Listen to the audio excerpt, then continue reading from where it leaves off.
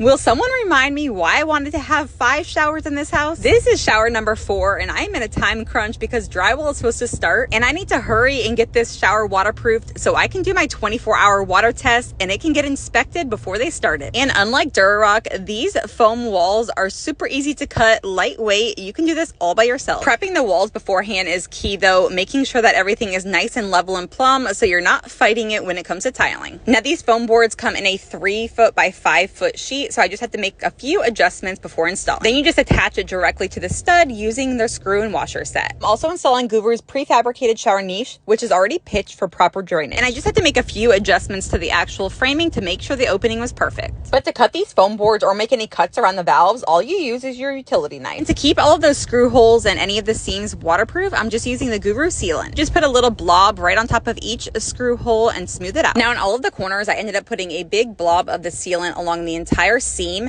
and then about 2 inches out on each side. I also got this inside corner trowel, which made it so much easier, nice and smooth. I'm also using Guru's prefabricated shower pan, which already has a slope right to the drain. And I normally do the shower pan first, but decided to do it opposite this time. However, now I'm going to have to modify the shower pan a little bit to make it fit. I first just prepped the subfloor, making sure all the debris was moved, and then used a damp sponge to remove all the dust. I used a 1/4 inch by 1/4 inch trowel to go ahead and put thin set along the entire bottom and then back buttered the pan. So once I made sure that was all in place and all my slopes were perfect, I used the Guru banding to go in between the shower pan and all of the walls. They also have these inside and outside corners that also go in each place, and I also did that up and over the curb. I put some sealant right along the drain line, and this one here is going to have a linear drain. After I let that dry, it was time for the 24-hour water test. So I had Lexi help me mark the spot and fill it up. So fingers crossed, we'll come back in 24 hours and take a look. But in the meantime, time to waterproof shower number 5.